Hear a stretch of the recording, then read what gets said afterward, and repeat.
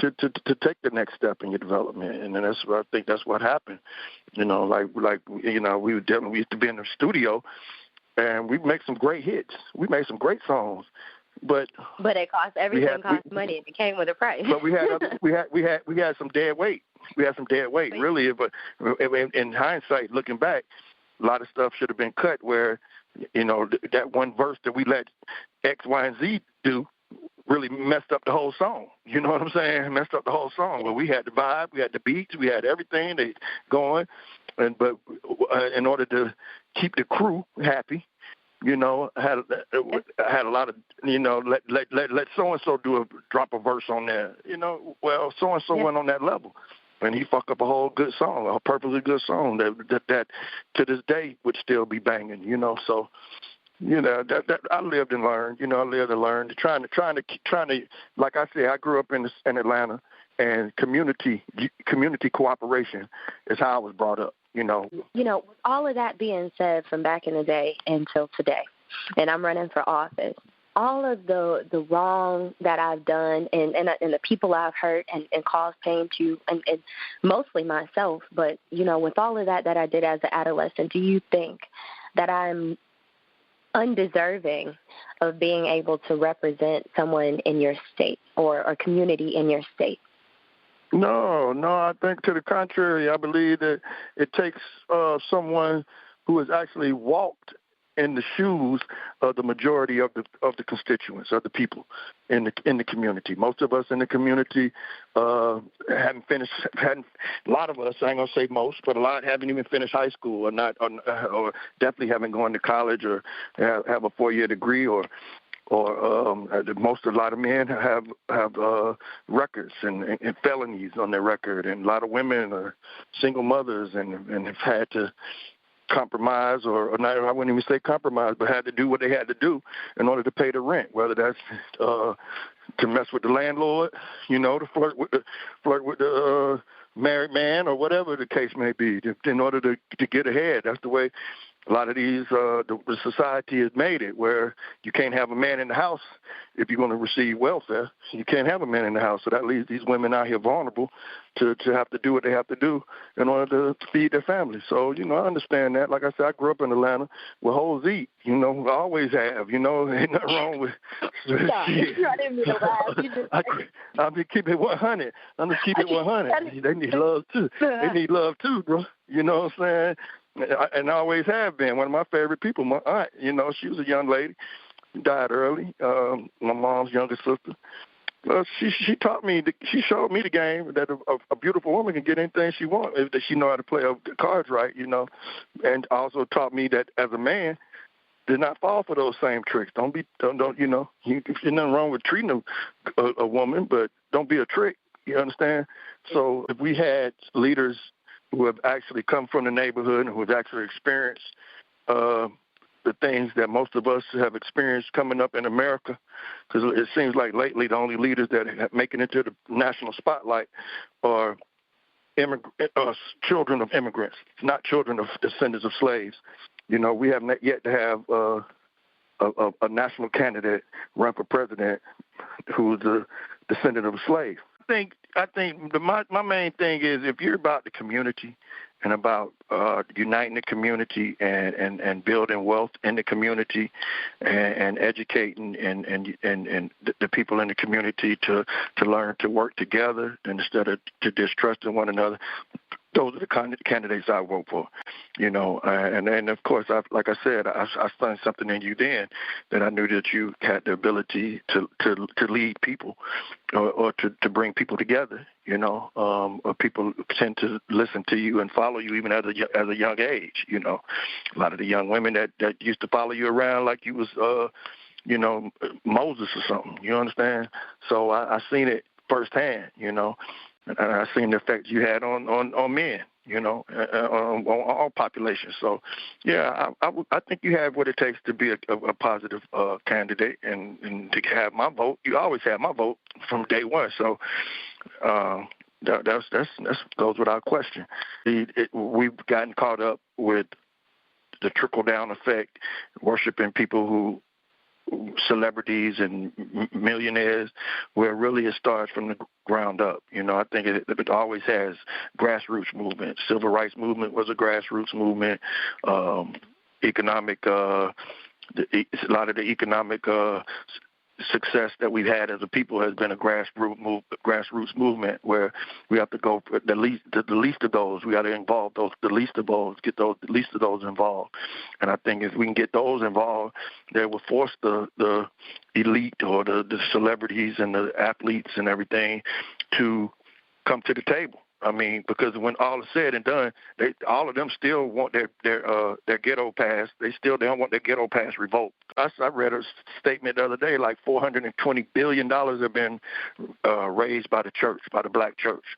Now, if I could take 10% of that, $420 billion that every Sunday goes to the black church over the years, we could take 10% of that and put it towards strictly towards community, community, the issues, the church's social responsibility to make sure that the people are fed and clothed. Well, that's how. I ain't saying it's their total responsibility, but that's where they started. That was the mission they started. I'm very Republican in the way that you think in that aspect. Do you vote? Well, are you a voter? Oh yeah, I'm a registered voter. I vote. I don't miss a election cycle. I always vote. And I guess I would be more independent because I vote people, not party, most of the time. I haven't been real pleased with the Democratic Party. Either both. I'm gonna tell you this honestly. This is my philosophy after studying it and everything, that the scales of justice and the scales of the republic will always be balanced. That's why it's a system of checks and balances. Every now and then we go Republican 8, 12 years, and come back and go Democrat 8, 12 years. Meanwhile, my community remains the permanent underclass. And, it's been 50 years we've been Democratic. Before that, all the civil rights progress and achievements that we made, we did that under the Republican banner. We only have a couple of black billionaires in America. It's 2024. Ain't that many black billionaires. Don't get it twisted. We got about $2 or $3. We spent, as a community, we spend trillions of dollars, though. So it's not that we don't have the money. The money is definitely there. It's just we're not consolidating it. We're not consolidating it. It's not about spending it. It's about stacking it, just like in the streets. Shit, you flip a bird. You make a lot of sense about establishment, and I think that's why I came in as a MAGA, because the establishment, the reason why I fear that, or I feel like there is so much wrong with an establishment, and not 100%, but majority, is because it takes away from the people. We have a lot of people in position within the party that are lobbyists, and so a lot of the self-interest comes from promoting agendas. Basically, like you said, people who sponsor, people who paid for, people who have, and less of people in the community who are being heard. Like the lower income, they don't usually have a voice. They get people who don't come from that background and want to speak for them simply because, look at the odds of them being able to advocate for themselves. They don't have the funds to push before. And that's why I'm running for office as someone who is back with Trump, and not just an establishment Republican, because I come from that background. I understand, and I know that, just pushing an agenda is oftentimes overlooking, that agenda. But I know that one thing in our community that I've heard is the main issue is with corporate taxes businesses having so many tax breaks and abatements. And I've stressed this several times that those corporate businesses having those abatements and tax breaks, that allows them to bring in those 20,000 to 60,000 jobs into our community. Okay. Yeah, right. But the only problem, and I agree. I totally agree that the tax that corporations need a tax break in order to play on an even playing field, especially when you're giving tax breaks to foreign companies like from China and Mexico and India and places like that. People coming from these other countries, we can't go to their countries and sell our goods. I've run a business since 1999. I've been in transportation. Okay, let's talk about it. Hold on, I ship. Okay. Let's talk about it. I ship goods all across the world. Okay, as a transportation company, a logistics company. I ship goods all across the world. We can't ship goods to Korea or Taiwan or Indonesia without. We have to pay a premium. It costs a premium to send those one container. Where when they send goods over here, you know, they plan on they get a tax break 9 times out of 10 as a foreign they get some kind of subsidy or something like that, you know, and they don't have to pay a labor tax. They don't have to pay, you know, their labor force is paid way less than our labor force. So we're already working from behind the 8 ball, you know, because I have to pay my drivers 50 cents a mile or $1 a mile. They're not paying their do that too? Do you think that's an American problem, or do you think that's just a Black American problem? No, that's an American problem. That's an American problem across the board. And in order to be competitive with foreign companies, that's why so much of America is being bought up now by foreign entities. That's why so many of staple jobs that used to be black jobs, as they say, they're not black jobs anymore. They're Hispanic jobs now, 9 times out of 10, or they're Asian. Explain that to me. I'm listening. A black job. My grandfather and them were builders. We built dams in Georgia. We built bridges. We built. Now you can't even get a contract to build a sidewalk, to lay some concrete and to get a sidewalk as a black man. Yeah, you got to go you have to go through the SAM.gov and all these different registries and now do insurance. But do you remember when we used to be able to operate as just sole proprietorships where most people didn't have sole proprietorship? You didn't have to be a company. You could just be. You didn't have to have a license in Georgia. You know, you could just go out and do the work. You know, but then they started. When do you think it changed? What year? It changed. I know it was about 2000, early 2000s. They started making you contractors go be licensed and everything like that. And a lot of that was because they let them. Yeah, it hurt the industry. It made it. Now people make it just like in the trucking business. The only people making the money is insurance companies. Insurance companies and the maintenance people. Ain't nobody. You know, they get paid regardless if you run a mile or run 1,000 miles. You got to pay that premium every month. The insurance company's making all the money.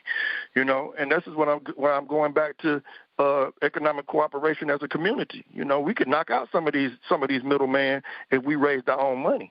You know, we could be our own reparations if we fueled our money. You know, and to go back to your earlier point about who's actually making the legislation for the people to vote on in Congress, because the laws get made before they get to Congress.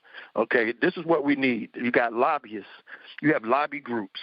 Okay, you got what they call you always hear big pharma or big oil, the drug lobby, the oil lobby. These are some of the largest lobbyists. Now you got the LGBT. They got a lobby. Now you got women's rights, which is why we got a woman running for president right now. They got a lobby. Okay. Who the black people lobby? You say the NAACP? Nah, they've been faded out. Every lobby we ever had ended with the death of a leader. Okay, those were our lobbies. Your Malcolm X, your Martin Luther Kings, your Stokely Carmichaels, and people like to this nature. These were our lobbies. You know, now this is why the biggest lobby we got now in America is the Bloods. People don't even want to talk about that. They're the biggest lobby we got right now in America. The Blood gang, the gang. You know, the disciples. These are our biggest lobbies we got. That's why the people in the prison run in the street in the black community. Okay? And nobody wants to acknowledge that fact. Or the church is our biggest lobby. Okay, you got from one extreme to the other, but then you got a majority of the people who are not in the gang or have disenchanted with the church, and we were left without a lobby, left without a voice. You know, okay, we'd like to see a black woman running for president, but we ain't too much for all that abortion shit and all that You know, we got, you know, you gay, that's fine. My uncle gay, my cousin gay, he cool. That's kind of stuff like that. But that ain't what we're going to base our votes on. This is